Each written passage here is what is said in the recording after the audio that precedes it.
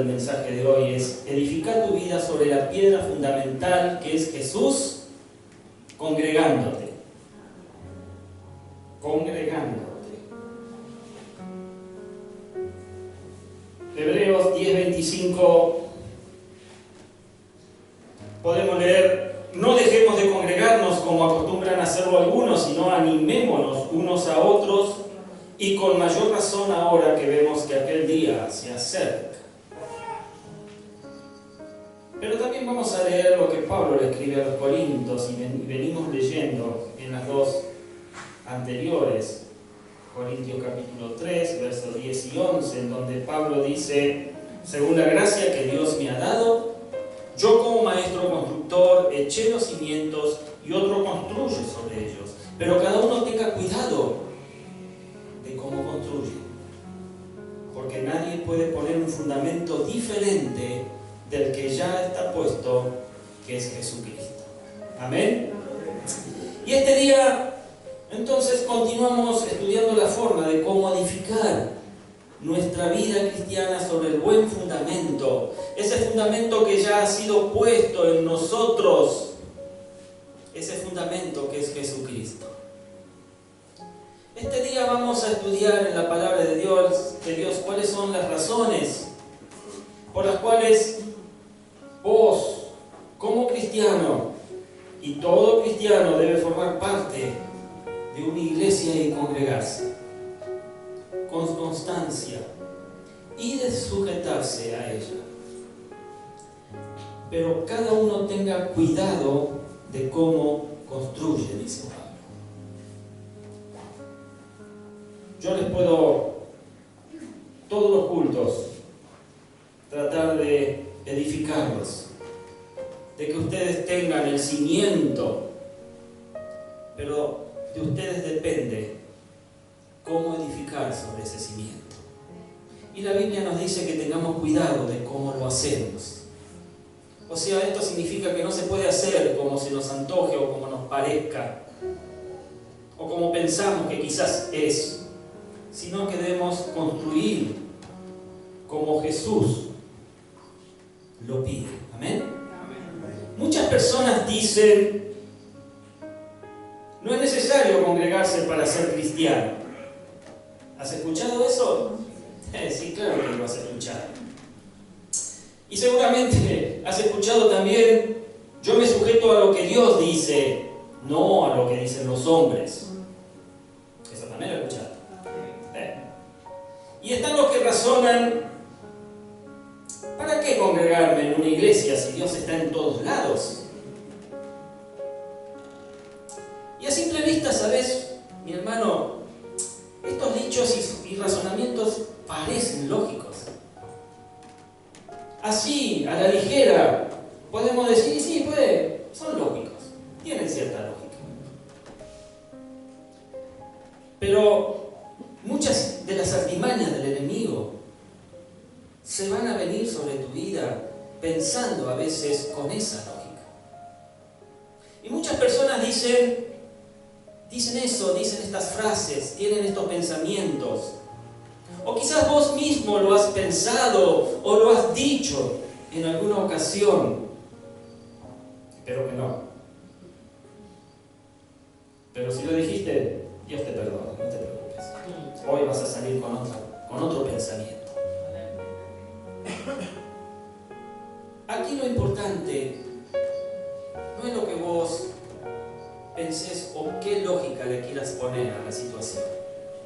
Lo importante aquí es lo que Dios dice en su palabra, no lo que piensan las personas.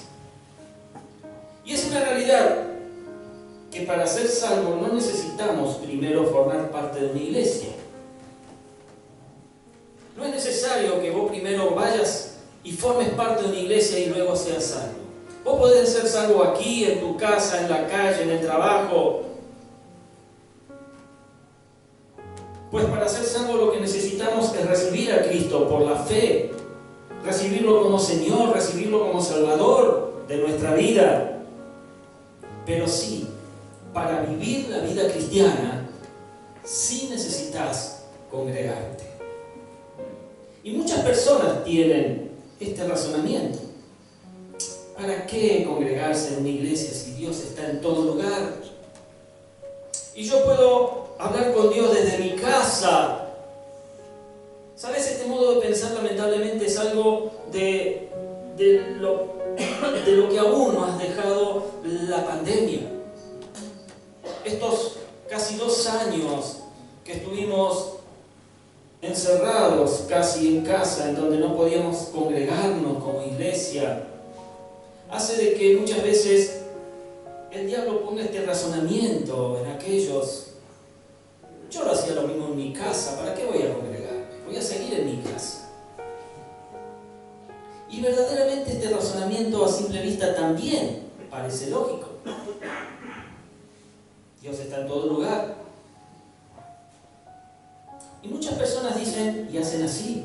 Y esto también es cierto. Uno puede hablar, uno puede escuchar a Dios desde cualquier lugar. Lo puede hacer desde tu casa, lo puedes hacer de tu ambiente laboral, lo puedes hacer en la calle, lo puedes hacer abajo del agua. No importa dónde estés, vos lo podés hacer. Pero veamos lo que Dios ha dicho en su palabra. La Biblia dice que sí, verdaderamente Dios está en todo lugar.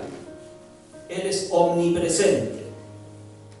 Leamos el Salmo 139, versos 7 al 10, en donde David se pregunta: ¿a dónde podría alejarme de tu espíritu? ¿A dónde podría huir de tu presencia?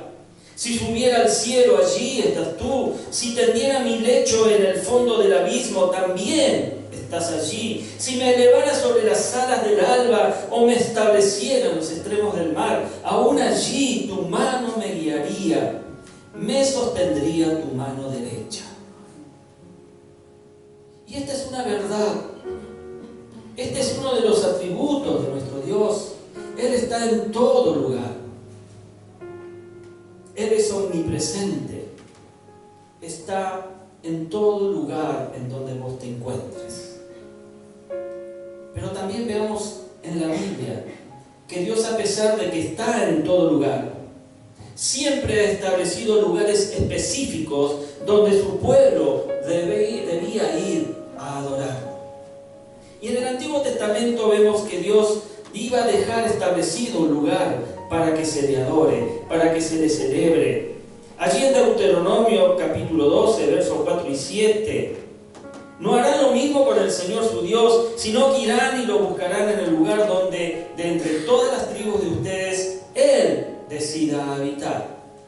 Allí llevarán ustedes sus holocaustos, sacrificios, diezmos, contribuciones, promesas, ofrendas voluntarias y los primogénitos de sus ganados y rebaños. Allí, en la presencia del Señor su Dios, ustedes y sus familias comerán, se regocijarán por los logros de su trabajo, porque el Señor su Dios los habrá bendecido. Vemos en este pasaje que Dios se refiere a que la adoración y las actividades fueran realizadas en el templo que Dios había ordenado, que Él había establecido para que su pueblo se congregara. El pueblo no iba y no lo hacía en cualquier lugar. El pueblo se congregaba y allí ofrecía sacrificio, allí daba testimonio, allí ofrendaba a Dios, allí adoraba. Ahora, veamos en la palabra de Dios algunas razones por las cuales nosotros los cristianos debemos congregarnos con constancia. Y la primera razón, nos congregamos porque es un mandato del Señor. Es decir, nos congregamos por obediencia a la palabra de Dios.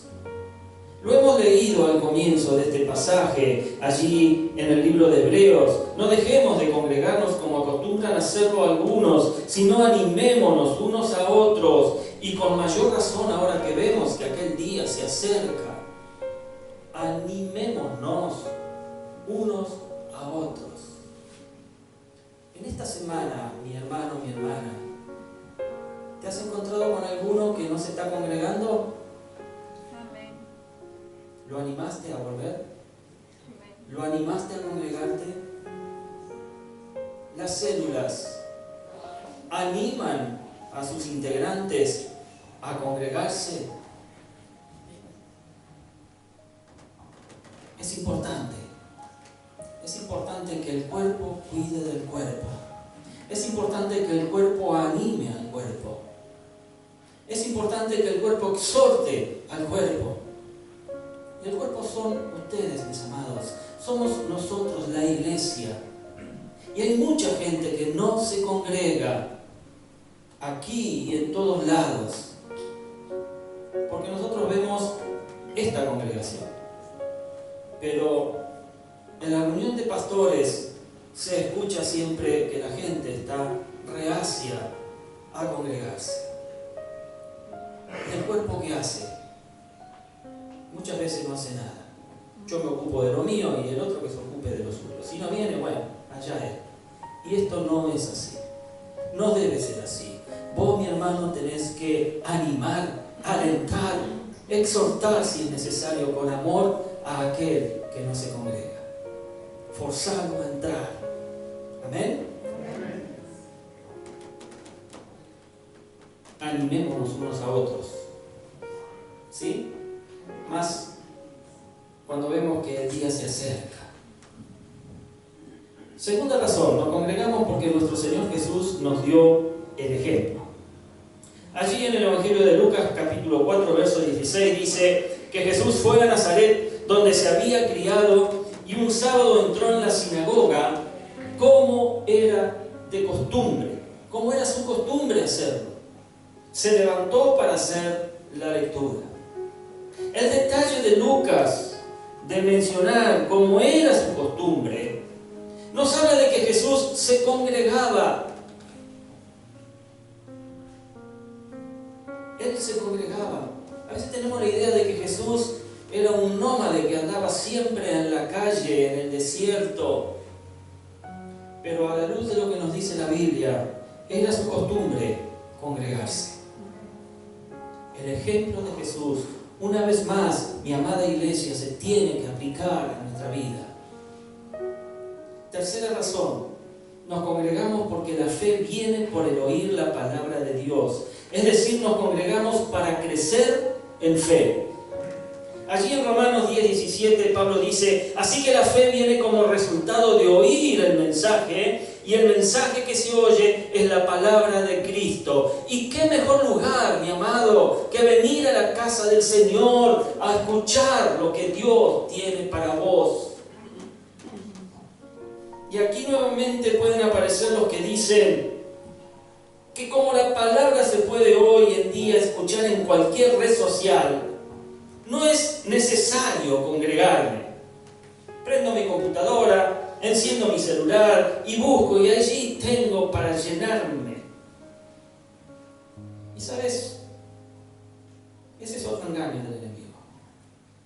Porque ante el bombardeo de gente que dice predicar la verdad del Evangelio en las redes, podés estar oyendo un mensaje equivocado, que no incrementará tu fe, sino que puede confundirte y puede desviarte de la verdadera doctrina.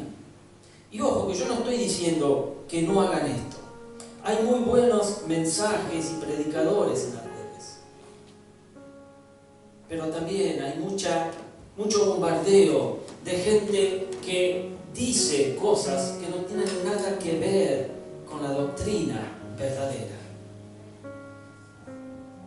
Cuidado con esto. Cuarta razón, nos congregamos porque la exposición de la palabra ilumina nuestra mente. ¿Para qué la ilumina?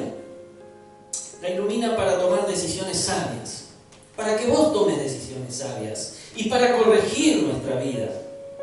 Como lo mencionaba el jueves con respecto a leer la Biblia, este principio se aplica también al congregarse. El Salmo 119, 130 nos dice que la exposición de tus palabras nos da luz y da entendimiento al sencillo. Y qué mejor lugar de venir a escuchar la exposición de la palabra del Señor, congregándote, junto al que tenés a tu lado, escuchando como cuerpo lo que Dios tiene para decirte. Es cierto y es lamentable que hay muchas personas que se creen tan sabias que menosprecian a la iglesia, se burlan de ella con soberbia o simplemente la menosprecian no congregándose. Y eso es lamentable y es triste. Pero hay una quinta razón. Nos congregamos porque los primeros cristianos, o sea, la iglesia primitiva, lo hacía. Y ¿sabes? Lo hacían aún en medio de una gran persecución y de peligros de muerte para ellos. Aún así se congregaban. Hechos 11, 25, 26 dice: después partió Bernabé para Tarso en busca de Saulo, y cuando lo encontró lo llevó a Antioquía. Durante todo un año se reunieron los dos con la iglesia y enseñaron a mucha gente. Fue en Antioquía donde a los discípulos se les llamó, ¿qué cosa? Cristianos por primera vez. Se congregaban. Eso hizo que los identificaran por primera vez como cristianos, como seguidores de Cristo, como personas que llevaban buenas nuevas de salvación. No era fácil y tampoco era seguro congregarse en aquellos tiempos, ya que eran perseguidos para apresarlos, para matarlos, pero aún así se congregaban, porque entendían que eso era obediencia a Dios. Y la sexta razón dice que nos congregamos para aprender juntos como familia espiritual. Mi amado, al congregarnos aprendemos a convivir en armonía con nuestro hermano en Cristo. Mirá el que está a tu lado. Pégale una buena mirada. Pues te digo que ese es tu hermano en Cristo Jesús. Ese es tu hermano en Cristo Jesús. ¿Y sabes qué? ¿Sabes qué? Debes vivir en armonía con Él y aprender juntos. Y vuelvo a decirlo, qué mejor lugar que aquí en la casa del Señor, congregándote en armonía, aprender del Señor. 1 Juan 4:21, y Él nos ha dado este mandamiento. ¿Quién nos ha dado este mandamiento? ¿Quién? ¿Quién nos ha dado este mandamiento? El que ama a Dios, ame también a su hermano. ¿Quién lo dijo? Jesús. Él nos ha dado este mandamiento. El que ama a Dios, ame también a su hermano. Y acá te voy a poner un compromiso. Levantá la mano. ¿Cuántos aman a Dios? Bueno, el compromiso es que tenés que amar a tu hermano. Porque si no, ese amor que proclamás, pues no es sincero ni verdadero. El que ama a Dios, ame también a su hermano. Cuando nos congregamos, aprendemos a soportar a los débiles con amor. Como lo menciona Romanos allí en el capítulo 15, verso 1, los fuertes en la fe debemos apoyar a los débiles, dice Pablo, en vez de hacer lo que nos agrada. Y qué difícil se nos presenta a veces dejar lo que queremos o nos agrada a nosotros en pos de ayudar a nuestro hermano. Cuando nos congregamos, mis amados, aprendemos a tener unidad, aprendemos a ayudarnos mutuamente como familia espiritual. Siempre decimos que esta es una familia, no una familia quizás de sangre, pero sí una familia por la sangre de Jesús. Y debemos aprender a tener unidad. Debemos aprender a ayudarnos mutuamente como la familia espiritual que somos. Allí Allí en Efesios 4, 15, 16, Pablo escribe: más bien al vivir la verdad con amor, creceremos hasta ser en todo como aquel que es la cabeza, es decir, Cristo. Por su acción todo el cuerpo crece y se edifica en amor, sostenido y ajustado por todos los ligamentos, según la actividad propia de cada miembro. Y en la familia espiritual sucede lo mismo que en la familia de sangre. ¿Sabes? No podés elegir a quién te toca en suerte. O vos elegiste a tu papá, elegiste a tu mamá, o papá y mamá eligió a su hijo.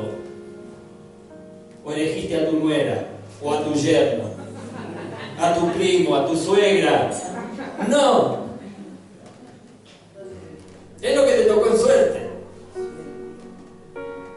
Y en la familia espiritual pasa lo mismo. Lo tenés que aceptar a tu hermano así como viene, así como es, con sus errores, con sus defectos. Y cuando vos lo aceptás, vas a empezar a ver en él su progreso. Los frutos del Espíritu van a empezar a manifestarse. Y vas a tener que dar gracias a Dios, por lo que el Padre hace en la vida de él. Pero también vas a tener que interceder delante del Señor por lo que aún le falta cambiar. Por aquello que aún a vos quizás todavía te molesta. Pedíselo al Señor que Dios lo cambie. Que los frutos realmente estén todos en la vida de tu hermano. Volvé a mirar que tenés a tu lado. Preguntar el nombre y decirle: voy a orar por vos, mi hermano.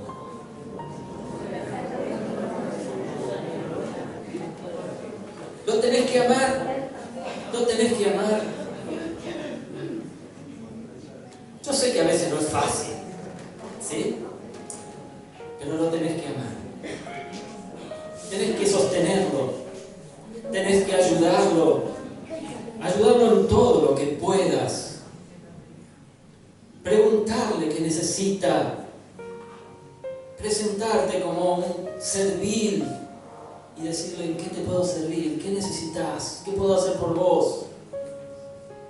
Abrir tu corazón, mi amado. Todas estas razones son válidas. Son válidas para comprender que debes edificar tu vida sobre la roca que es Jesucristo. Y congregarte, ¿sabes?, es obedecer a esa orden. Congregarte es construir sobre la roca que es Jesús. Hagamos entonces, y ya termino con esto, vaya pasando, adoración. Hagamos entonces un resumen de las tres cosas que son fundamentales, porque yo sé que el jueves muchos de ustedes han estado, quizás el domingo pasado muchos de ustedes tampoco han estado. Hay tres cosas que son fundamentales para poder edificar nuestra vida sobre la piedra fundamental que es Jesucristo. Y esas tres cosas son orar, como vimos el domingo pasado, leer la Biblia como lo expuse el jueves, y congregarse, como lo has escuchado hoy. Tres cosas que quizás aún no hayas comenzado a hacer, o haces una y no las otras. Aquí el propósito es que hagas las tres. Las tres. Ores, leas la Biblia y te congregues. Y a eso añadile que si encontrás a alguien en la calle que hace rato que no ves, pues lo invites, ¿sí?, con amor, y le preguntes: ¿por qué no te congregas, mi hermano? Hoy te llevas palabra para exponerle por qué debe congregarse. Hoy te has dado cuenta de que debes hacerlo, porque así el Espíritu Santo te lo ha indicado. Yo espero y deseo realmente que el Espíritu de Dios haya hablado a tu vida a lo largo de estos tres estudios, que debes comenzar a practicar estas cosas desde hoy y todos los días de tu vida.